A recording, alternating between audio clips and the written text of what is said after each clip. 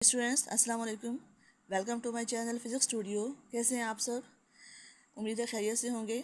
आज हम first year की जो फिज़िक्स है उसमें चैप्टर नंबर 6 जो है उसके एमसीक्यूज़ और जो उसके इनर शॉर्ट क्वेश्चंस हैं उसके हवाले से इसका हम सारा रिव्यू लेंगे कि किस तरीके से हम जो है इसके इनर शॉर्ट क्वेश्चन और एमसीक्यूज़ जो है तैयार कर सकते हैं।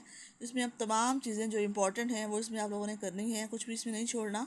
ठीक है, तो इसमें हमारा जो फर्स्ट टॉपिक है वो फ्लूइड के बारे में है। फ्लूइड क्या होते हैं? तो anything which can flow is called fluid. ठीक है, a substance which can flow is called fluid. कोई भी चीज़ जो है वो फ्लो कर सकती है उसे हम फ्लूइड कहते हैं। तो ये क्वेश्चन आपसे आ सकता है कि फ्लूइड को डिफाइन करें या उसकी इंपॉर्टेंस को बयान करें।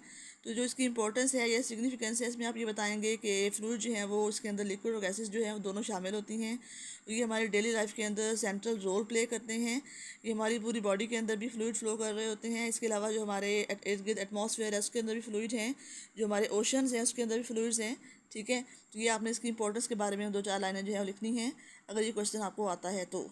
ठीक है, उसके बारे में उसके बाद जो है नेक्स्ट आपका है क्वेश्चन के फ्लूइड मैकेनिक्स फ्लूइड है उसको हम कैसे डिफ़ाइन करेंगे। फ्लूइड की जो मैकेनिक्स की ब्रांच है उसको हम कैसे डिफ़ाइन करेंगे।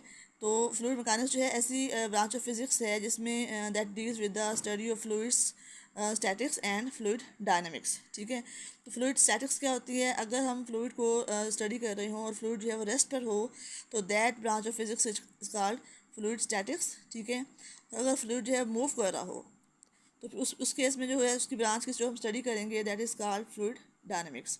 ये दोनों चीज़ें इसमें आएंगी। इसके आप में कोई एग्जांपल दे सकते हैं, ब्लड हो गया या हनी हो गया, इस टाइप की जो वाटर है वो इसकी एग्जांपल हो गई। कोई भी गैस है वो इसकी एग्जांपल हो सकती है।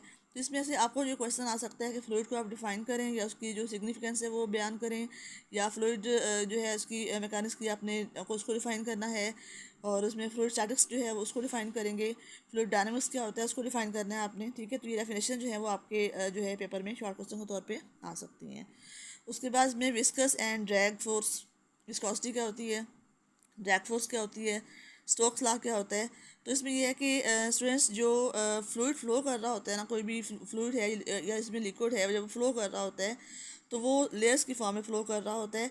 डिफरेंट लेयर जो हैं वो एक दूसरे के ऊपर से स्लाइड करके जा रही होती हैं। तो उन डिफरेंट लेयर्स के दरमियान में रेजिस्टेंस की फ़ोर्स होती है। तो उन रेजिस्टेंस को ओवरकम करने के लिए उन लेयर्स को फोर्स लगानी पड़ती है। ठीक है, तो विस्कोसिटी जो है measures how much force is required to slide one layer of the liquid over the other layer. कि एक लेयर को दूसरी लेयर के ऊपर से स्लाइड करने के लिए कितनी फोर्स जो है वो लगानी पड़ती है, that force is called viscosity. ठीक है, तो विस्कोसिटी जो है उसको इसका जो सिंबल होता है ये वाला सिंबल जो है इसका ईटा ईटा से उसको हम शो करते हैं। और उसके बाद जो स्टोक्स लॉ है इसको हम डिफाइन करेंगे कि F is equal to 6 pi eta R V. मतलब अगर कोई भी इसमें स्टोक्स लॉ है ये आमतौर पर स्फेरिकल ऑब्जेक्ट्स के लिए होता है। तो स्फेरिकल ऑब्जेक्ट जो है कोई भी फ्लूइड के अंदर फ्लो कर रहा हो तो उस केस में जो उसके ऊपर फोर्स लग रही होगी वो ड्रैग फोर्स होगी। तो drag force will be equal to 6 pi. इसमें पाई जो है वो कांस्टेंट है जिसको आपको पता ही है कि इसकी वैल्यू जो है वो 3.14 होती है। ईटा उस फ्लूइड की विस्कोसिटी है, ये हर फ्लूइड के लिए कांस्टेंट होती है। उस स्फेरिकल ऑब्जेक्ट का जो रेडियस होगा उसको हम आर से शो करें और जो उसकी स्पीड है वो वी है। ठीक है, तो ये Stokes law is defined as F is equal to 6 pi eta R V. और जो इसकी यूनिट है इसमें, और सॉरी इसको पहले हम ईटा का एक्सप्रेशन जो है यहाँ से इसको डिराइव करेंगे कि eta will be equal to F over 6 pi ठीक है, तो इसके अकॉर्डिंग जो है इसकी यूनिट हम मेंशन कर सकते हैं। इसके अंदर एफ़ की यूनिट जो है वो न्यूटन हो गई और 6 पाई जो है वो कांस्टेंट है। आर की यूनिट जो है मीटर हो गई और वी की जो वेलोसिटी है उसकी जो यूनिट है वो मीटर पर सेकंड हो गई। तो इस तरह ये बनता है सेकंड जो है वो डबल डबल बटे में आ रहा है तो सेकंड जो है वो ऊपर आ जाएगा।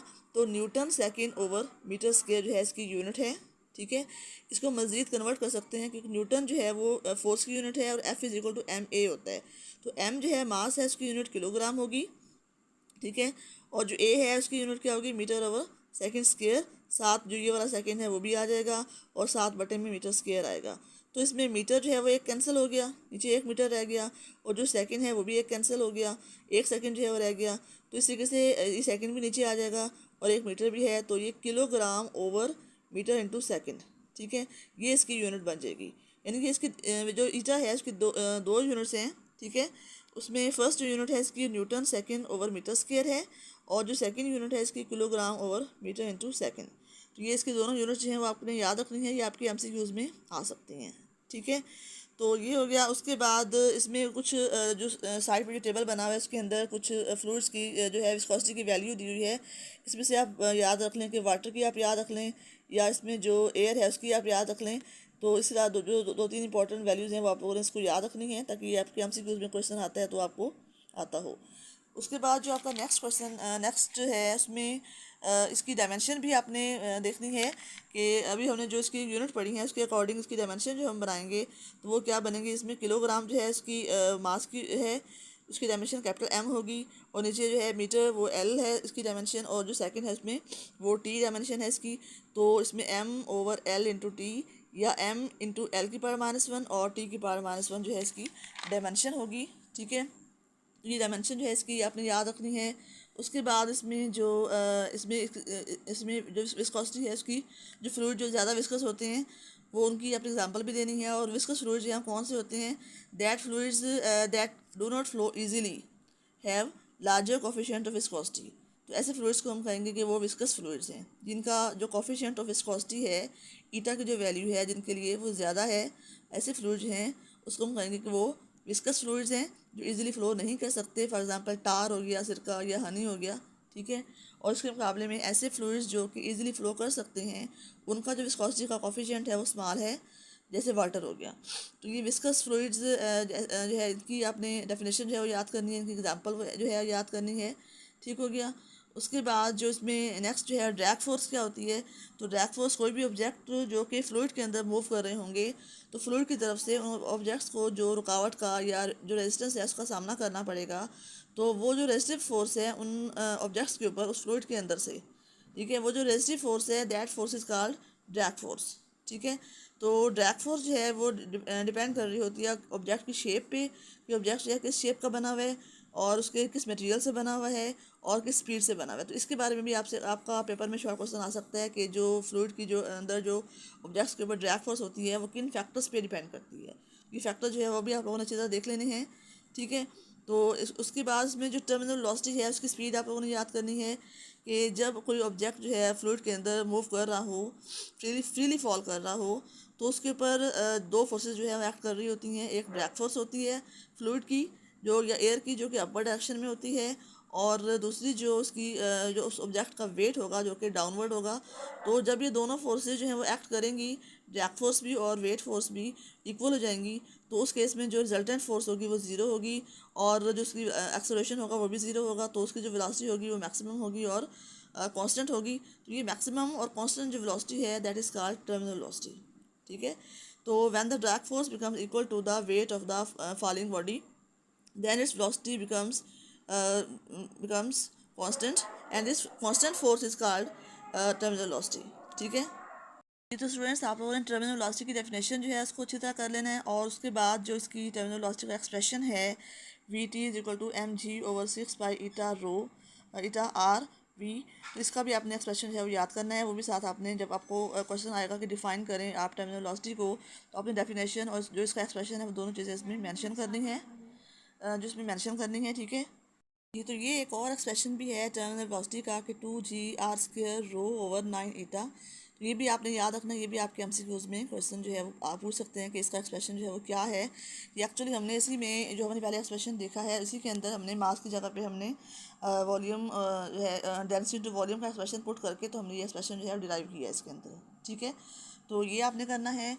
उसके बाद इसमें एक डू यू नो वाला जो है फॉर यू इन्फॉर्मेशन वाला, उसमें आपकी बुक में एक क्वेश्चन है। इसमें यह है कि एक ऐसा जो है इसमें ए टेबल टेनिस बॉल जो है can be made suspended in the stream of air coming from the nozzle of the hair dryer.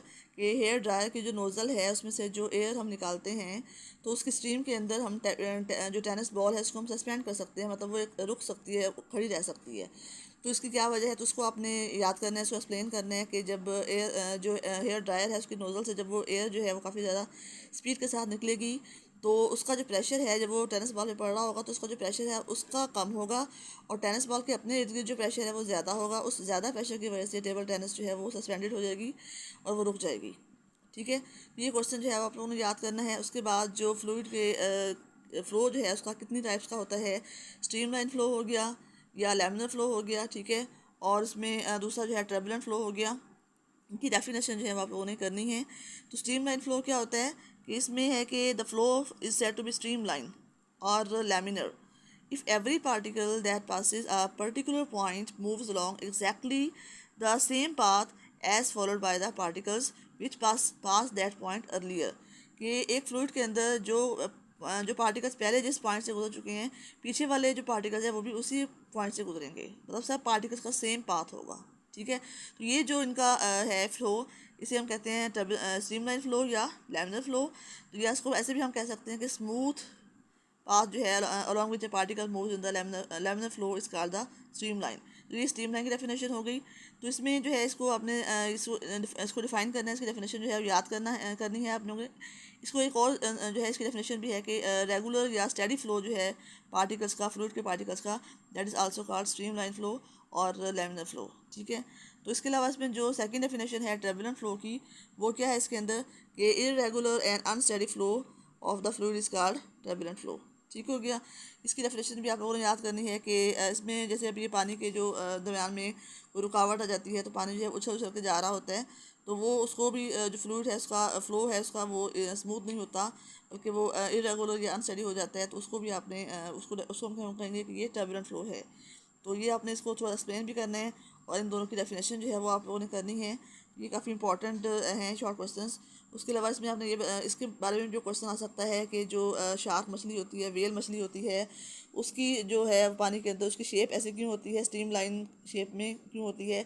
इसलिए होती है कि ताकि इसका जो जब ये फ्लूइड के अंदर, समुद्र के अंदर ये फ्लोट कर रही होती है, स्विम कर रही होती है, तैर रही होती है, तो इसकी जो इसको कम से कम रुकावट का सामना करना पड़े।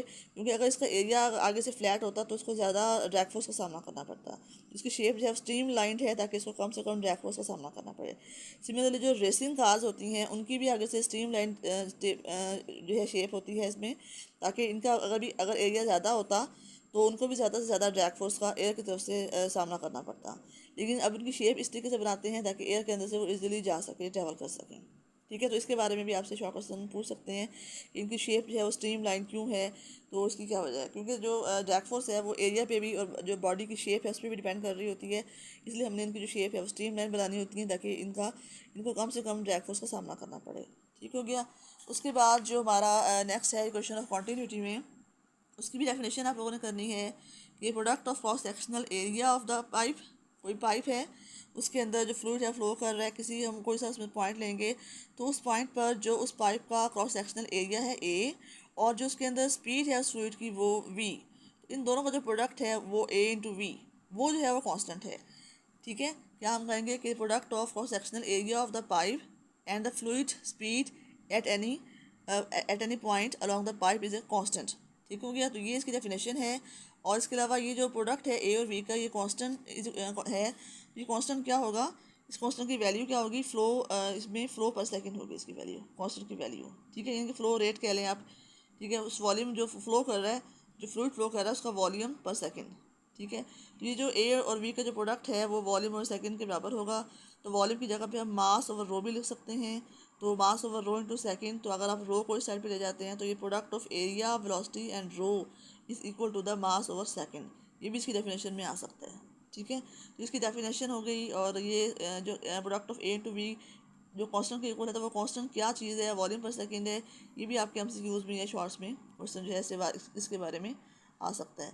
ठीक है, उसके बाद इसमें जो है इसमें नेक्स्ट जो इसकी क्वेश्चन है, बर्नौलीज क्वेश्चन है, इसकी आपने डेफिनेशन जो है उसको तैयार करना है कि कोई भी फ्लूइड हो जो कि इनकम्प्रेसिबल हो और नॉन विस्कस हो, ठीक है, और स्टेडी फ्लो हो। ये ना आइडियल फ्लूइड की जो है प्रॉपर्टीज़ लिखी हुई हैं। इसके बारे में भी आपसे शॉर्ट क्वेश्चन जो है वो आ सकता है कि आइडियल फ्लूइड जो है वो क्या होता है या उसकी क्या कैरेक्टरिस्टिक्स होती हैं।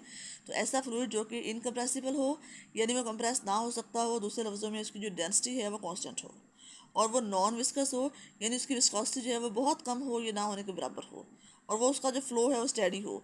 ये तीनों चीज़ें अगर फुल फिल हो रही होंगी तो वो जो फ्लूइड होगा वो आइडियल फ्लूइड होगा। तो ये दोनों जो हमने क्वेश्चन इसमें पढ़ी हैं इस चैप्टर में, वो आइडियल फ्लूइड के लिए ही हैं। लेकिन एक्चुअली फ्लूइड जो है वो इतने ज़्यादा आइडियल नहीं होते, उससे हटके कुछ ना कुछ होते हैं, लेकिन हमने इसमें ये कंडीशन जो है लाजमी मेंशन करनी है। तो ऐसा फ्लूइड जो कि इनकम्प्रेसिबल हो और नॉन विस्कस हो और उसका फ्लो स्टेडी हो, उस फ्लूइड के लिए जो उस फ्लूइड के अंदर जो उसका प्रेशर है, ठीक है, और जो काइनेटिक एनर्जी उसका पर यूनिट वॉल्यूम है, pressure, kinetic energy per unit volume और potential energy per unit volume. ठीक है, तो इन तीनों का जो सम है वो कांस्टेंट होगा। ठीक है, तो हम जैसे हमने जो इसका प्रेशर इसको पी से शो कर रहे हैं, जो इसकी kinetic energy per unit volume है वो 1/2 रो वी स्क्वायर है, क्योंकि उसमें रो को हम यूज़ कर रहे हैं ना, तो ये जो है ये एक्चुअली हम वॉल्यूम को मास पे डिवाइड करते हैं तो ये रो आती है, इसलिए हम इसको करेंगे kinetic energy per unit volume. ठीक है, सिमिलरली जो आम होती है पोटेंशियल एनर्जी, उसका फार्मूला एम जी एच होता है, लेकिन हम यहाँ पे रो जी एच यूज़ कर रहे हैं, तो इसको हम पढ़ेंगे potential energy per unit volume. ठीक है, क्योंकि इसमें भी जो है ना एम को हमने वॉल्यूम को एम की जगह पे हमने वॉल्यूम को उसको हमने एम ओवर रो को हमने यूज़ किया है। ठीक है, तो इसलिए हमने इसमें जो है इसमें यूज़ करेंगे इसको, तो मास ओवर रो जो है वॉल्यूम के इक्वल होता है, तो यहाँ पे हमने इसको पढ़ना है पोटेंशियल एनर्जी ओवर पर यूनिट वॉल्यूम। ठीक है, तो इन तीनों का जो सम है प्रेशर का भी और kinetic energy per unit volume और जो potential energy per unit volume है, इन तीनों का जो सम है वो कांस्टेंट है। ये इसकी डेफिनेशन होगी, आपने याद करनी है, और जो इसका एक्सप्रेशन है उसको भी आपने याद करना है। और साथ अगर आपको जस्ट शॉर्ट में आता है तो आप साथ डायग्राम भी साथ बना दें, और इसमें आप बताएंगे कि इसमें इस एंड पर जो प्रेशर है P1 है और जो इसका एरिया A1 है और इसकी हाइट जो है वो H1 है, तो इस एंड पर जो प्रेशर है वो P2 है और जो इसका एरिया A2 है, इसके अंदर जो वेलोसिटी है वो V2 है, जो इसकी हाइट है वो H1 है, H2 है। तो ये यहाँ पर जो फ्लूइड फ्लो कर रहा है, जो डिस्टेंस कवर हो रहा है वो डेल्टा x2 है, और यहाँ पर जो डिस्टेंस कवर हो रहा है वो डेल्टा x1 है।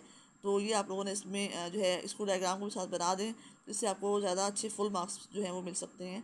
तो जो स्टूडेंट्स बनाएंगे उनको ज़्यादा अच्छे मार्क्स मिलेंगे। ठीक है, तो ये आप लोगों ने करना है। इसके अलावा इसमें जो नेक्स्ट जो है एप्लीकेशन ऑफ बर्नौलीज हैं, बर्नौलीज इक्वेशन, उसकी एप्लीकेशन है। उसमें जो फर्स्ट हमारे पास है टॉरिसल्स थ्योरम, उसकी आपने डेफिनेशन जो है वो याद करनी है। ये टॉरिसल्स थ्योरम के लिए थोड़ा सा कॉन्सेप्ट आपका क्लियर होना ज़रूरी है। इसमें आप देखें डायग्राम को ज़रा गौर से, इसमें जो ये वाला पोर्शन है ये इसका आपने देख सकते हैं कि एरिया जो है वो काफ़ी ज़्यादा है, और साइड पे यहाँ पे एक छोटा सा सुराख सा पाइप सा बना हुआ है, नोज़ल फॉर्म में बना हुआ है, यहाँ से जो पानी है वो निकल रहा है। ठीक है, तो इसमें आप देखें कि ये वाली जो टोटल हाइट है वो H1 है इसकी। ठीक है, और ये नीचे वाली हाइट जो है वो इस H2 है, इस पाइप से नीचे वाली हाइट जो है वो H2 है, तो ये इससे ऊपर वाली जो हाइट है वो H1 माइनस H2 है। तो यहाँ पर जो इस नोज़ल में से जो फ्लूइड फ्लो करेगा, जो निकलेगा इसमें से, वो उसकी जो स्पीड होगी वो डिपेंड कर रही है इस हाइट H1 माइनस H2 के। ठीक है, यहाँ पर जो फ्लूइड नीचे आ रहा है उसकी स्पीड जो है वो V1 है, जो इसमें से फ्लूइड निकल रहा है उसकी स्पीड जो है वो V2 है। तो हमने जो टॉरिसल्स थ्योरम है वो इस यहाँ पे जो फ्लूइड निकल रहा है उसकी जो स्पीड V2 है वो फाइंड करने के लिए हम इसको यूज़ करते हैं। तो ये V2 की इक्वेशन क्या होगी, V2 is equal to √2g H1 minus H2। ठीक है, इसके ये जो एक्सप्रेशन है टॉरिसल्स थ्योरम का ये आपने याद रखना है, और आपने इसमें जो इसकी डेफिनेशन है कि speed of the reflux is equal to the velocity gained by the fluid on falling through the distance h1 minus h2 under the action of gravity। ठीक है, इसकी डेफिनेशन और इसका एक्सप्रेशन जो है आप लोगों ने याद करना है, वो भी आपसे एज ए शॉर्ट क्वेश्चन जो आ सकता है, या इसका प्रूफ भी आ सकता है क्योंकि छोटा सा ही है, इसको भी वो एज ए शॉर्ट क्वेश्चन जो है आपको दे सकते हैं। ठीक है, तो इसके अलावा एक और इसमें डू यू नो या यो इन्फॉर्मेशन है कि यहाँ पे जैसे आपके डायग्राम बनी हुई है, इसको आप समझ लें।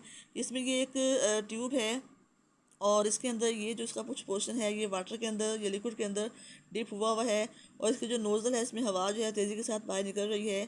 तो चूँकि हवा की स्पीड यहाँ पर तो कम है, यहाँ पे एरिया ज़्यादा है तो स्पीड कम है, यहाँ पर एरिया जो है वो कम हो गया तो इसकी स्पीड जो है वो ज़्यादा हो गई है। जब स्पीड ज़्यादा होगी तो यहाँ प्रेशर जो है वो कम हो जाएगा। प्रेशर कम होने की वजह से जो इसका ये वाली ट्यूब जो है जो फ्लूइड के अंदर डिप हुई है, यहाँ चूँकि प्रेशर कम हो गया है और यहाँ प्रेशर जो है फ्लूइड का वो ज़्यादा है, तो फ्लूइड जो है ऊपर की तरफ खिंच जाएगा, ऊपर जो है ट्यूब के अंदर चढ़ जाएगा। ठीक है, तो ये आपसे इन्होंने जो क्वेश्चन पूछा हुआ है कि ए स्ट्रीम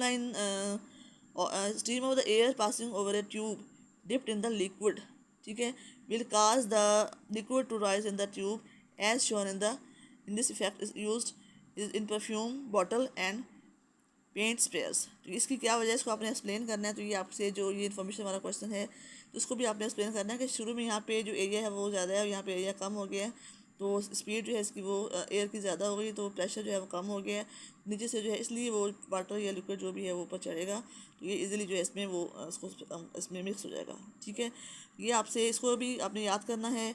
उसके अलावा जो इसमें जो है relation between the speed and pressure, उसका एक्सप्रेशन आपने याद करना है कि जो इसमें प्रेशर P1 और P2, प्रेशर P1 जो है इसमें ज़्यादा होगा तो P1 plus 1/2 rho V A square will be equal to P2 plus 1/2 rho V B square.